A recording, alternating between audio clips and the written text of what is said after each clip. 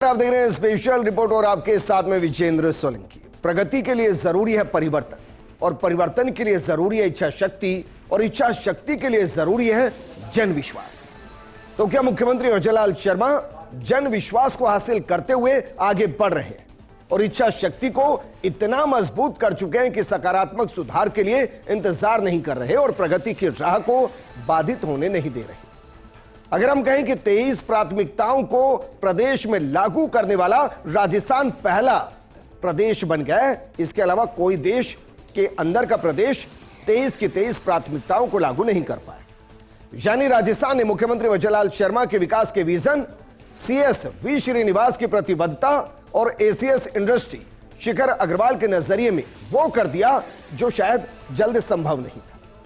आज हम आपको उन 23 प्रायोरिटी एरिया से जुड़े कानूनों के बारे में बताने वाले हैं जो मुख्यमंत्री अजयलाल शर्मा के नजरिए, समर्पण, संजीदगी और विकसित राजस्थान 2047 से जुड़ा हुआ है।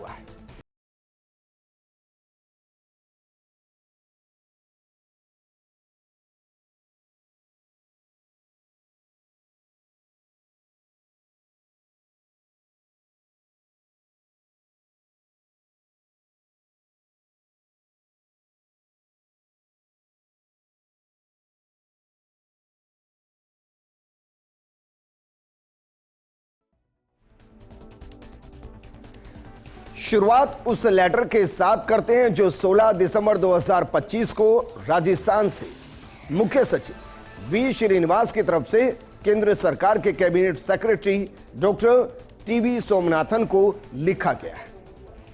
साथ ही इसकी copy ACS industry Shikhar Agarwal को भेजी गई।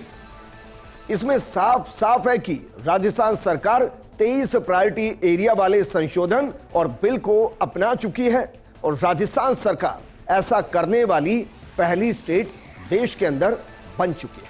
लेकिन ये 23 प्रायोरिटी एरिया क्या है और इनसे आमजन की जिंदगी पर क्या असर पड़ने वाला है, एक एक करके आज हम आपको इन 23 के 23 प्रायोरिटी एरिया से जुड़े कानूनों के बारे में बताने वाले हैं। शुरुआत करते हैं, जरा देखिए।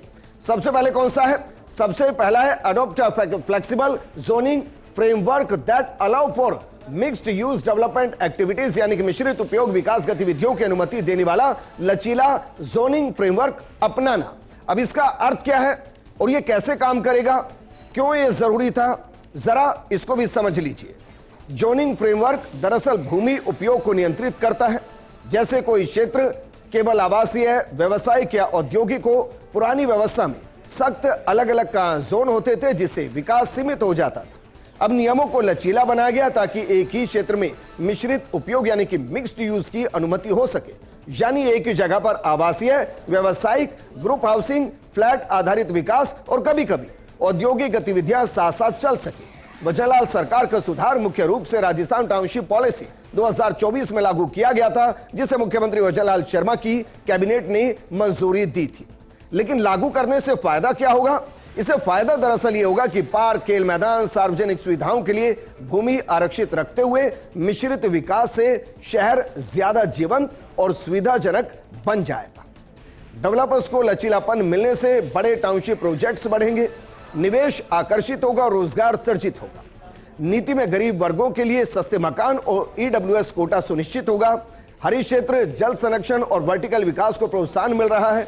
राजस्थान को अन्य राज्यों की तुलना में ज्यादा आधुनिक और निवेशक अनुकूल बनाना यह मकसद था, जो मुख्यमंत्री अजयलाल शर्मा के विकसित राजस्थान विजन का बड़ा हिस्सा है। और दूसरा प्रायोरिटी एरिया क्या है, जरा देखिए। जो दूसरा प्रायोरिटी एरिया है वो क्या है?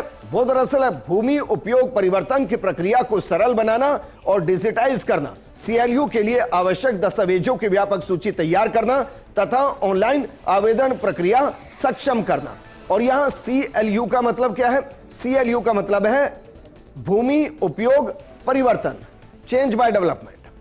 अब जरा इसकी जरूरत क्यों महसूस हो रही थी और क्यों यह जरूरी है और क्यों यह प्रायोरिटी एरिया का हिस्सा है, जरा इसको समझिए। पहले सीएलयू यानी कि चेंज ऑफ लैंड यूज के लिए लंबी प्रक्रिया, कई दस्तावेजों के चक्कर, दफ्तरों के चक्कर, अनिश्चित दस्तावेज सूची और देरी होती थी। इससे निवेशक और आम नागरिक दोनों परेशान होते थे। अजयलाल सरकार ने समस्या को समझा और सुधार की दिशा में बड़ा कदम उठाया। अब पूरी प्रक्रिया सिंगल विंडो क्लियरेंस सिस्टम से जुड़ी हुई है और यह सब कुछ ऑनलाइन है।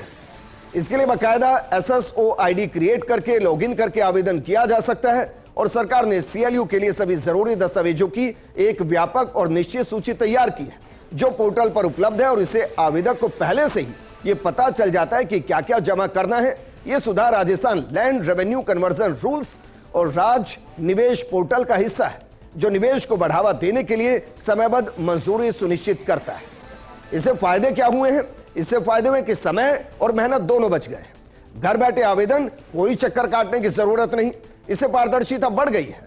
सभी स्टेट्स ऑनलाइन ट्रैक और इससे भ्रष्टाचार कम होता है, बेहद कम होता है। निवेश प्रोत्साहित होता है, औद्योगिक और शहरी विकास तेज होता है, रोजगार इससे बढ़ रहा है, डिजिटल इंडिया से जुड़ाव बढ़ रहा है। लैंड रिकॉर्ड डिजिटल होने से CLU और ज्यादा आसान हो गया है। तीसरा प्रायोरिटी एरिया क्या है जिसमें राजस्थान नंबर 1 बना है? जरा देखिए, जो तीसरा प्रायोरिटी एरिया है वो है ग्रामीण क्षेत्रों में विभिन्न श्रेणियों के उद्योगों के लिए न्यूनतम सड़क चौड़ाई आवश्यकताओं का युक्तिकरण। इसको बहुत सिंप्लीफाई किया गया है और यह बेहद जरूरी था। क्यों जरूरी था? क्योंकि पुरानी व्यवस्था में समस्या के समाधान की दिशा में यह एक बड़ा रोड़ा था जिसको खत्म किया गया। ग्रामीण क्षेत्रों में कृषि भूमि को औद्योगिक उपयोग में बदलने यानी कि लैंड कन्वर्जन के लिए अक्सर चौड़ी सड़क जैसे कि 30 फीट या 9 मीटर की अनिवार्यता होती थी। इससे छोटे उद्यमी या व्यक्तिगत उद्योग लगाने में बाधा आती थी क्योंकि ग्रामीण सड़कें आमतौर पर सक्रिय होती है। सरकार ने नियमों को तर्कसंगत और श्रेणी आधारित बनाया। अब सड़क की न्यूनतम चौड़ाई की शर्त को उद्योग की श्रेणी के अनुसार अलग अलग किया गया है ताकि आवश्यक शक्ति हटे और छोटे उद्योग आसानी से लग सके। अब इससे फायदा क्या हो रहा है? इससे फायदा दरअसल यह हो रहा है कि अब छोटे उद्योग यानी कि स्मॉल इंडस्ट्रीज के लिए केवल 15 फीट यानी कि 4.5 मीटर चौड़ी सड़क और इससे अनुमति मिल जाएगी और यह देश के सबसे सुविधाजनक नियमों से एक है जिससे ग्रामीण क्षेत्र में लघु एवं कुटीर उद्योगों को बढ़ावा मिलेगा। बड़े या लेआउट आधारित औद्योगिक प्रोजेक्ट जैसे कि प्लांट इंडस्ट्रियल एरिया एस्टेट या कॉलोनी के लिए 30 फीट लगभग 9 मीटर चौड़ी सड़क की आवश्यकता बरकरार रखी गई है। लेकिन छोटे और मध्यम उद्यमियों को ग्रामीण इलाकों में बिना ज्यादा निवेश के उद्योग करना आसान होगा। इससे रोजगार बढ़ेगा, निवेश आकर्षित होगा, ग्रामीण अर्थव्यवस्था मजबूत होगी और यह सुधार राजस्थान को अन्य राज्यों जैसे कि पंजाब जहां भी इसी तरह की छूट है की तुलना में ज्यादा प्रतिस्पर्धी बनाता है। मुजल्लाल सरकार की नई औद्योगिक नीतियों जैसे कि RIPS 2024, MSME policy, cluster development आदि का हिस्सा जिससे राज्य को निवेश हब बनाने का लक्ष्य प्राप्त होता है। चौथी प्रायोरिटी क्या है? जरा देखिए, जो चौथी प्रायोरिटी एरिया जिसमें काम किया गया है और वो क्या है? राज्य में उपलब्ध औद्योगिक भूमि का GIS डेटाबेस जो भारत औद्योगिक भूमि बैंक यानी कि IILB के साथ एकीकृत होकर एक ऐसा डेटा तैयार हो जो नेशनल लेवल पर एक्सेस हो। मसलन GIS एक भौगोलिक सूचना प्रणाली यानी कि ज्योग्राफिक इंफॉर्मेशन सिस्टम आधारित डिजिटल डाटा बैंक है जिसमें राजस्थान के सभी औद्योगिक क्षेत्रों की प्लॉट लेवल जानकारी मैप पर उपलब्ध होती है। इसमें उपलब्ध भूमि, आवंटित प्लॉट, कनेक्टिविटी, इंफ्रास्ट्रक्चर, कच्चा माल और पर्यावरण संबंधी डिटेल्स शामिल है। GIS डेटाबेस केंद्र सरकार के इंडिया इंडस्ट्रियल लैंड बैंक यानी कि IILB पोर्टल के साथ पूरी तरह से एकीकृत है और इससे राज्य की औद्योगिक भूमि की जानकारी रियल टाइम अपडेट होती है। राष्ट्रीय स्तर पर निवेशकों को एक ही जगह से सभी राज्यों की तुलना करने की सुविधा मिलती है। वर्तमान में IILB में 34 से ज्यादा राज्यों और केंद्र शासित प्रदेशों का GIS एकीकरण हो चुका है। राजस्थान इसके अंदर शामिल है। अब जरा देखिए इससे फायदा क्या हो रहा है इसके लागू होने से। इससे फायदा यह हो रहा है कि निवेशकों के लिए आसानी हो गई है। घर बैठकर मैप पर उपलब्ध प्लॉट देख सकते हैं, आवेदन कर सकते हैं, तुलना कर सकते हैं। कोई दफ्तर के चक्कर लगाने की जरूरत नहीं है। पारदर्शिता आ गई है, गति आ गई है। रियल टाइम अपडेट से पुरानी जानकारी की समस्या खत्म हो चुकी है। निवेश तेजी से आकर्षित हो रहा है, रोजगार और विकास बढ़ रहा है। ज्यादा निवेश से नए उद्योग लग रहे हैं, रोजगार बढ़ रहा है और राज्य की अर्थव्यवस्था मजबूत हो रही है। इसके अलावा मोबाइल ऐप सुविधा है। IILB का ऐप है जो कि एंड्रॉइड और iOS दोनों पर उपलब्ध है। वहीं पूरी जानकारी देखी जा सकती है और राजस्थान सरकार ने इसमें बेहतरीन काम किया है। पांचवा प्रायोरिटी एरिया क्या है वो भी जरा देखिए, क्योंकि जो पांचवा प्रायोरिटी एरिया है वो है औद्योगिक प्लॉट्स में भूमि हानि कम करने के लिए बिल्डिंग रेगुलेशंस में संशोधन करना। अब इससे क्या फायदा होगा और क्यों इसकी जरूरत महसूस हो रही थी? दरअसल पहले के बिल्डिंग बायलॉज में औद्योगिक प्लॉट्स पर ज्यादा सेटबैक यानी कि आगे पीछे बगल की जगह खाली रखना, ग्राउंड कवरेज लिमिट, इसके अलावा ओपन स्पेस या अन्य नियमों से प्लॉट का बड़ा हिस्सा निर्माण के लिए अनुपयोगी हो जाता था। इससे उद्यमी को कम जगह में ही फैक्ट्री लगानी पड़ती थी, जिसे भूमि हानि कहा जाता है। रिको बिल्डिंग रेगुलेशन 2021 से लागू किए, जो पुराने 2018 नियमों की जगह लेते हैं। इसमें ग्राउंड कवरेज बढ़ाने, सेटबैक कम करने और बेसमेंट की अनुमति जैसी छूट दी गई और इससे उद्योग स्थापित करने में काफी फायदा हो रहा है। तो मोटे तौर पर फायदे समझ लीजिए। सबसे पहला फायदा तो उद्यमियों को राहत है, प्लॉट का ज्यादा हिस्सा इस्तेमाल होगा, उत्पादक उपयोग में आएगा और लागत कम होगी और उत्पादन क्षमता बढ़ेगी। निवेश आकर्षण बढ़ेगा क्योंकि एमएसएमई और बड़े उद्योगों को प्रोत्साहन, रोजगार सृजन होगा। ईज ऑफ डूइंग बिजनेस में सहायता होगी क्योंकि नियम सरल हो गए, मंजूरी तेज हो गई है, विवाद कम हो गए हैं। और कमाल की बात यह कि राइजिंग राजस्थान और विकसित राजस्थान विजन का हिस्सा है, जिससे राज्य औद्योगिक हब बनने की दिशा में आगे बढ़ रहा है। जरा देखिए छठा प्रायोरिटी एरिया क्या है। छठा प्रायोरिटी एरिया भी जमीन से जुड़ा है। व्यवसायिक प्लॉटों में भूमि हानि कम करने के लिए भवन निर्माण नियमों में संशोधन। इसको भी जरा समझ लिए कि इसकी जरूरत महसूस क्यों पड़ी, क्योंकि पहले के भवन विनियमों में व्यवसायिक प्लॉट्स पर ज्यादा सेटबैक, कम ग्राउंड कवरेज और अन्य प्रतिबंधों से प्लॉट का बड़ा हिस्सा निर्माण के लिए अनुपयोगी हो जाता था। अब उसमें एक बड़ी राहत दी गई और उससे भूमि हानि कम हो गई है। राजस्थान भवन विनियम 2025 को 12 मई 2025 से पूरे राज्य के नगरीय क्षेत्रों में लागू कर दिया गया है। अब जरा यह समझिए कि इससे फायदा क्या है। व्यापारियों और डेवलपर्स को राहत है, प्लॉट का ज्यादा हिस्सा उत्पादक उपयोग में आएगा, लागत कम होगी और व्यापारिक क्षमता बढ़ जाएगी। सेम निवेश आकर्षक इससे होगा और रोजगार बढ़ेगा और ट्रैफिक और पर्यावरण संतुलन होगा। यह भी इसमें महत्वपूर्ण और विकसित राजस्थान विजन का हिस्सा, जो ईज ऑफ डूइंग बिजनेस और शहरी सुविधाओं को मजबूत बनाता है। अगला जरा देखिए प्रायोरिटी एरिया क्या है, जिसमें बजरलाल सरकार ने बेहतरीन काम किया है और वो प्रायोरिटी एरिया है भवन अनुमोदनों और संयुक्त निरीक्षणों में एम्पैनल्ड थर्ड पार्टीज की भूमिका को बढ़ा देना। इससे दरअसल पारदर्शिता आती है और इसकी जरूरत भी इसीलिए महसूस हो रही थी क्योंकि पहले भवन अनुमति और निरीक्षण पूरी तरह सरकारी अधिकारियों पर निर्भर होते थे। कहा जाता था कि इससे देरी होती है, भ्रष्टाचार की शिकायतें होती हैं, परियोजनाएं अटक जाती हैं। सरकार ने सुधार के लिए एम्पैनल्ड थर्ड पार्टीज की भूमिका बढ़ा दी। इससे एक निष्पक्ष रिपोर्ट तैयार होगी और यहीं से फायदा भी शुरू होगा क्योंकि इससे प्रक्रिया तेज हो जाएगी, देरी कम होगी, निर्माण जल्दी शुरू हो सकता है, पारदर्शिता आएगी, भ्रष्टाचार कम होगा, थर्ड पार्टी की भागीदारी से निष्पक्षता बढ़ेगी, ईज ऑफ डूइंग बिजनेस आसान होगा और साथ में गुणवत्ता सुनिश्चित होगी। और कहा जा सकता है कि विकसित राजस्थान विजन का हिस्सा तो शहरी विकास को इससे गति भी मिलती हुई नजर आएगी। जरा आठवां प्रायोरिटी एरिया देखिए। आठवां प्रायोरिटी एरिया दरअसल है भवनों के अधिभोग पूर्णता प्रमाण पत्र जारी करने की प्रक्रिया का सरलीकरण। अब इसका मतलब क्या और इसकी जरूरत क्यों महसूस हुई, आपकी भाषा में आपको समझाते हैं। पहले प्रमाण पत्र जारी करने में लंबी देरी होती थी, कई विभागों के चक्कर लगाने पड़ते थे, निरीक्षण में अनिश्चितता होती थी। इससे भवन मालिक या डेवलपर को भवन में रहने या उपयोग करने में बाधा आती थी। सरकार ने इसका सरलीकरण किया। Building plan approval system portal पर पूरी प्रक्रिया ऑनलाइन कर दी है। एम्पैनल्ड थर्ड पार्टी विशेषज्ञ द्वारा सेल्फ सर्टिफिकेशन, संयुक्त निरीक्षण और रिपोर्ट सबमिट करने की सुविधा भी इसमें दे दी गई है। अब इससे फायदे क्या है? इससे फायदे दरअसल ये कि देरी कम होगी, घर बैठे आवेदन और ट्रैकिंग कर सकते हैं आप, पारदर्शिता बढ़ गई है, ऑनलाइन स्टेटस चेक कर सकते हैं, भ्रष्टाचार की संभावना कम हो गई है। प्रमाण पत्र से भवन की वैधता और सुरक्षा सुनिश्चित हो जाएगी। इसके साथ ही रियल एस्टेट सेक्टर में गति मिलेगी और विकसित राजस्थान विजन का हिस्सा ही बनेगा। अवैध निर्माण पर सख्ती होगी, बिना प्रमाण पत्र के बिजली पानी कनेक्शन या लाइसेंस नहीं मिल पाएंगे। नौवां प्रायोरिटी एरिया क्या है, जरा इसको देखिए, क्योंकि यह महिला सशक्तिकरण की दिशा में बढ़ता हुआ एक महत्वपूर्ण कदम है। क्योंकि कुछ खतरनाक उद्योगों में महिलाओं पर काम करने की मनाही को हटा दिया गया है और यह एक तरीके से बराबरी का दर्जा देने के बराबर है और इसकी जरूरत भी इसीलिए महसूस हो रही थी क्योंकि पहले फैक्ट्रीज एक्ट और राज्य नियमों में कुछ खतरनाक प्रक्रियाओं या उद्योगों जैसे कि रसायन, खनन संबंधी, भारी मशीनरी आदि में महिलाओं के काम पर प्रतिबंध था।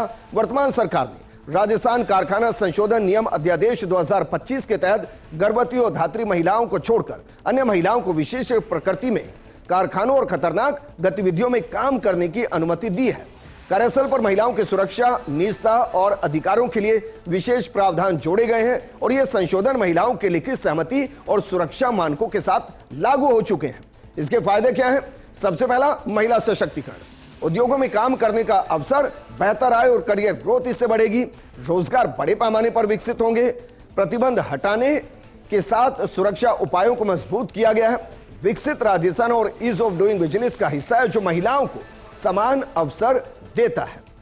इसके साथ ही जो 10वां प्रायोरिटी एरिया है वो भी महिला सशक्तिकरण से ही जुड़ा है, क्योंकि इसमें बाकायदा महिलाओं को सभी व्यवसायों में रात्रिकालीन रोजगार शाम 7 बजे से सुबह 6 बजे तक इसकी अनुमति दी गई है। अभी यह परमिशन नहीं थी। इससे भी महिला सशक्तिकरण की दिशा में आगे बढ़ा जा रहा है और जरूरत भी इसीलिए थी क्योंकि पहले फैक्ट्रीज एक्ट 1948 के तहत महिलाओं को शाम 7 बजे के बाद और सुबह 6 बजे से पहले फैक्ट्रियों में काम करने पर प्रतिबंध था। यह सुरक्षा के नाम पर था, लेकिन इससे महिलाओं को कई नौकरियों के अवसरों से वंचित रखा जाता था। सरकार ने फैक्ट्रीज राजस्थान संशोधन बिल 2025 के तहत महिलाओं को सभी प्रकार की फैक्ट्रियों में सभी तरह के कामों के लिए शाम 7 बजे के बाद और सुबह 6 बजे से पहले काम करने की अनुमति दे दी है। और वैसे भी केंद्र की occupational safety, health and working conditions code 2020 की तर्ज पर संशोधित किया गया है। अगला जरा देखिए, अगला जो प्रायोरिटी एरिया है जिसमें बचनलाल सरकार ने बहुत बेहतरीन काम किया है वो क्या है? सभी व्यवसायों, दुकानों एवं व्यावसायिक संस्थान में महिलाओं का रात्रिकालीन रोजगार। इसमें भी परमिशन दे दी गई है, संशोधन करने के साथ परमिशन दे दी गई है, क्योंकि राजस्थान दुकान एवं व्यावसायिक संस्थान अधिनियम 1958 की धारा 22 के तहत महिलाओं को रात में शाम 7 बजे से सुबह 6 बजे के बीच में काम करने पर प्रतिबंध था। यह सुरक्षा के नाम पर था, लेकिन इससे महिलाओं को कई सेक्टर्स में अवसरों से वंचित रखा जाता था। सरकार ने श्रम विभाग द्वारा 4 जुलाई 2025 को अधिसूचना जारी की और सभी पंजीकृत दुकानों एवं व्यावसायिक संस्थानों को धारा 22 से छूट दे दी गई है। इससे महिलाओं को काफी राहत मिलेगी। हालांकि पहले ये 3 साल के लिए और उसके बाद इसकी अवधि को बढ़ा दिया जाएगा। 12वां जो प्रायोरिटी एरिया है वो कौन सा है? जरा देखिए, 12वां जो प्रायोरिटी एरिया है वो कारखानों के लिए कार्य घंटों की सीमा का संशोधन है।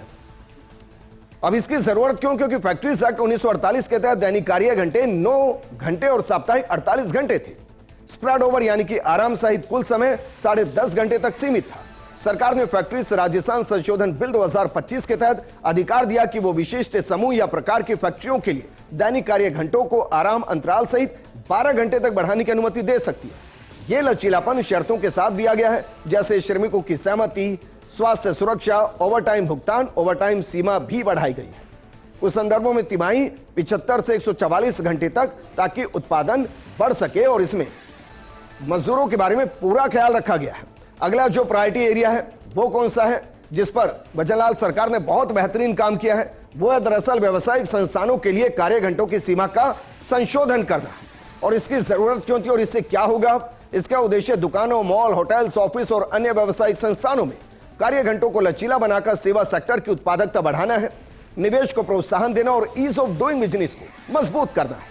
राजस्थान दुकान एवं व्यावसायिक संस्थान अधिनियम 1958 के तहत वयस्क कर्मचारियों की दैनिक कार्य अवधि अधिकतम 9 घंटे थी। ओवरटाइम की सीमा भी सीमित थी। सरकार ने राजस्थान दुकान एवं व्यावसायिक संस्थान संशोधन अध्यादेश 2025 के तहत वयस्क कर्मचारियों की दैनिक कार्य अवधि की अधिकतम सीमा 9 घंटे से बढ़ाकर 10 घंटे कर दी। ओवरटाइम की अधिकतम सीमा 144 घंटे तक बढ़ाया जा सकता है। यह लचीलापन श्रमिकों की सहमति, ओवरटाइम पर उचित भुगतान की शर्तों के साथ दिया गया है और यह संशोधन केंद्र की श्रम सुधार नीति और ईज ऑफ डूइंग बिजनेस से प्रेरित है। अगला प्रायोरिटी सेक्टर जिसमें राजस्थान ने एक उपलब्धि हासिल की है वो क्या है? जरा देखिए, वो है कारखानों के बंद होने, छटनी के लिए कर्मकारों की थ्रेशोल्ड को बढ़ाना। अब ये थ्रेशोल्ड क्या है और इससे क्या फायदा होगा, जरा इसको भी समझने की कोशिश कीजिए, क्योंकि बचनलाल सरकार का एक प्रमुख श्रमिक सुधार है जिसका उद्देश्य उद्योगों को ज्यादा लचीलापन देकर निवेश आकर्षित करना है, ईज ऑफ डूइंग बिजनेस को बढ़ावा देना और रोजगार सृजन को प्रोत्साहित करना है। इंडस्ट्रियल डिस्प्यूट एक्ट 1947 की धारा 5B के तहत 100 या ज्यादा कर्मकारों वाली फैक्ट्रियां, खदानों या प्लांट में छटनी, ले ऑफ या बंद करने के लिए राज्य सरकार की पूर्व अनुमति अनिवार्य थी। इससे बड़े उद्योगों में प्रबंधन को सख्ती का सामना करना पड़ता था। सरकार ने केंद्र की नई इंडस्ट्रियल रिलेशंस कोड 2020 के तहत थ्रेशोल्ड 100 से बढ़ाकर 300 कर्मकार कर दिया है।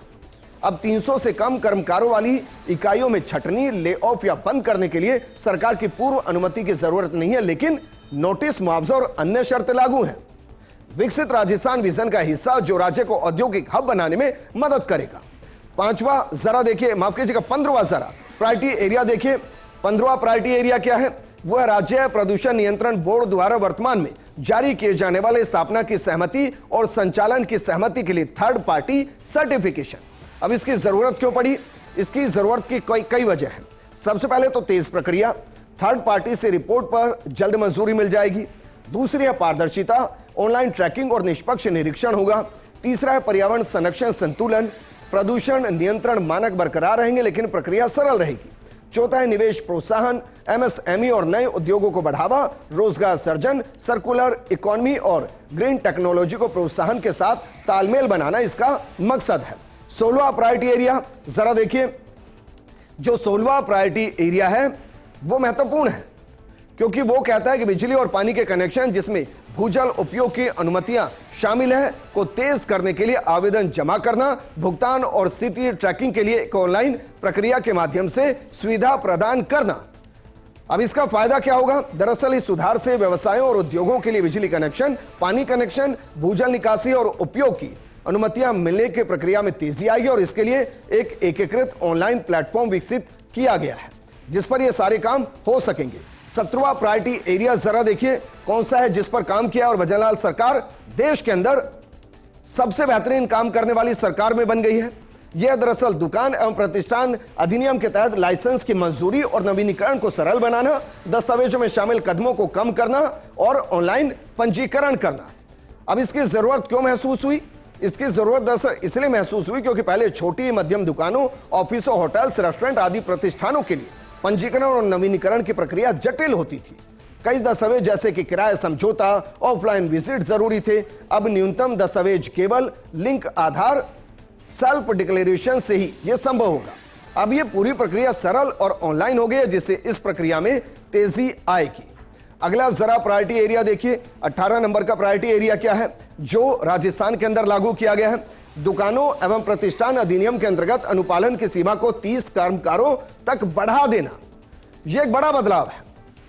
और बड़ा बदलाव क्यों है? क्योंकि पहले 10 या ज्यादा कर्मकारों वाली इकाइयों को कई नियमों का पालन करना पड़ता था। मसलन रजिस्ट्रेशन, रिकॉर्ड मेंटेनेंस, छुट्टियां, ओवर टाइम की कागजी कार्यवाही परेशानी भरी होती थी। अब 20 से कम कर्मकारों वाली इकाइयों को केवल सरल सूचना देनी होगी जिससे कागजी कार्यवाही और निरीक्षण की परेशानी कम होगी। अब छोटे व्यवसाय शुरू करना आसान होगा क्योंकि अनुपालन लागत कम हो जाएगी और इससे नए स्टार्टअप्स, दुकानें और सर्विस सेक्टर में रोजगार बढ़ जाएगा। 19वां रिफॉर्म एक तरीके से देखिए वो क्या रहा है? 19वां जो रिफॉर्म है वो इस तरीके से कि गैर प्रदूषणकारी उद्योगों का व्हाइट कैटेगरी में पुनर्वर्गीकरण एयर एक्ट 1981 और वोटर एक्ट 1974 के तहत स्थापना और संचालन की सहमति प्रदान करने के लिए। अब इसका असर क्या होगा और क्यों यह जरूरी है? क्योंकि पहले गैर प्रदूषणकारी और न्यूनतम प्रदूषण वाले उद्योगों को अनावश्यक नियामक उलझनों का सामना करना पड़ता था। सभी उद्योगों को राज्य प्रदूषण नियंत्रण बोर्ड से स्थापना से पहले, संचालन से पहले अनुमति लेनी पड़ती थी जिसमें आवेदन, निरीक्षण, फीस आदि में देरी होती थी। अब जलाल सरकार ने ऐसे उद्योगों पर अनावश्यक नियामक बोझ को कम कर दिया और उसका फायदा हो रहा है। 19वां जरा देखिए प्रायोरिटी एरिया क्या है जिसको लागू किया जा रहा है। उससे पहले जरा यह देख लीजिए कि जो हम बता रहे हैं उससे फायदे क्या होंगे। दरअसल समय और लागत बच जाएगी, कोई अनुमोदन प्रक्रिया नहीं होगी, तुरंत व्यवसाय शुरू हो सकेंगे, निवेश आकर्षक होगा, छोटे मध्यम उद्योगों, एमएसएमई और ग्रीन टेक्नोलॉजी को बढ़ावा मिलेगा, पारदर्शिता, अनावश्यक ब्यूरोक्रेसी का जो भार है वो कम हो जाएगा। 20वां प्रायोरिटी एरिया क्या है जरा देखिए। जो 20वां प्रायोरिटी एरिया है वो कह रहा है कि मान्यता प्राप्त थर्ड पार्टी द्वारा अग्नि निरीक्षण और फायर एनओसी की वैधता अवधि को बढ़ाना। अब इसकी जरूरत क्यों महसूस हुई? पहले फायर एनओसी में देरी और बार बार नवीनीकरण की समस्या होती थी। फायर एनओसी हासिल करने में कम और जोखिम ज्यादा होता था। होटल, अस्पताल, मॉल, ऑफिस, फैक्ट्री को ज्यादा परेशानी और समय लगता था। अब भजनलाल सरकार की पहल पर इस सभी को फायर एनओसी आसानी से मिल पाएगी। मान्यता प्राप्त थर्ड पार्टी निरीक्षण के बाद फायर एनओसी मिल रही है। वहीं सरकार ने फायर एनओसी की वैधता को भी बढ़ा दिया। पहले फायर एनओसी की वैधता 1 साल होती थी, अब रिस्क के अनुसार 3 से 5 साल तक की एनओसी मिल सकेगी। अगला जो प्रायोरिटी एरिया बताएं उससे पहले जरा इसके फायदे देख लीजिए। सालाना नवीनीकरण की जरूरत कम हो गई है, निरीक्षण तेज, पारदर्शिता बढ़ गई है, थर्ड पार्टी से भ्रष्टाचार की संभावना कम है, निवेशक आसानी से व्यवसाय चला सकेंगे, राज्य में निवेश बढ़ेगा। 21वां प्रायोरिटी एरिया जरा देखिए, जिसमें राजस्थान ने माइलस्टोन क्रिएट किया है, वो है दरअसल राज्य स्तर पर जन विश्वास अधिनियम जैसे कानूनों का परिचय करना, उनको लागू करना। और ये बहुत महत्वपूर्ण था। ये इसलिए महत्वपूर्ण था क्योंकि छोटे मोटे तकनीकी या प्रतिक्रियात्मक उल्लंघनों के लिए कारावास की सजा को अब हटा दिया गया और जुर्माने में बदल दिया गया। इसका उद्देश्य है मुकदमेबाजी कम करना, राज्य में छोटे व्यवसायों को इंस्पेक्टर राज से राहत देना।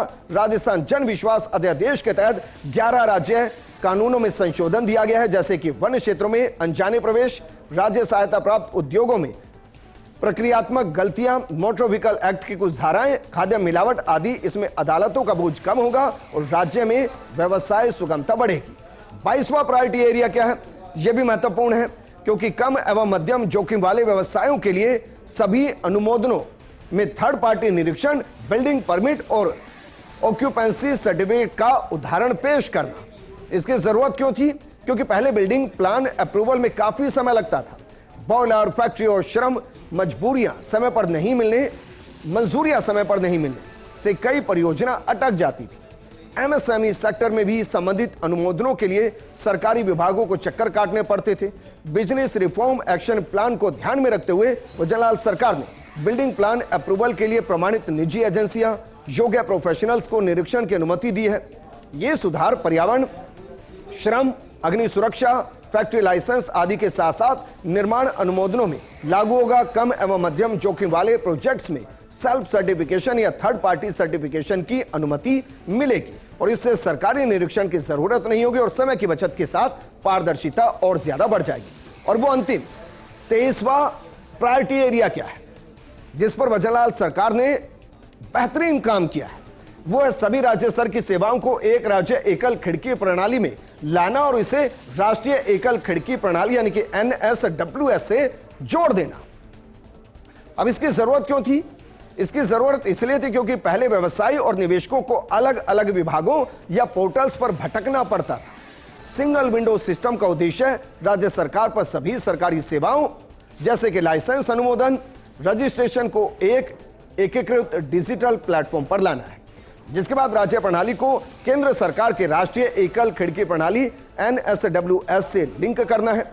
NSWS भारत सरकार का एक डिजिटल पोर्टल है जो निवेशकों और व्यवसायियों को विभिन्न अनुमोदनों के लिए एक ही जगह पर आवेदन करने की सुविधा देती है और ये राजस्थान सरकार भी कर रही है क्योंकि भजनलाल सरकार का विश्वास राजस्थान के विकास में है और इसलिए सेंटर ने जो 23 प्राथमिकताएं प्रायोरिटी एरिया सेट किए उसको अचीव करने वाला राजस्थान पहला प्रदेश बना है और ये भजनलाल सरकार की एक ऐसी उपलब्धि जो राजस्थान को 2047 विकसित राजस्थान की तरफ तेजी से आगे बढ़ा रहा है। इस प्रोग्राम में फिलहाल इतना ही। आप बने रहिए फर्स्ट इंडिया न्यूज के साथ क्योंकि खबरों का सिलसिला लगातार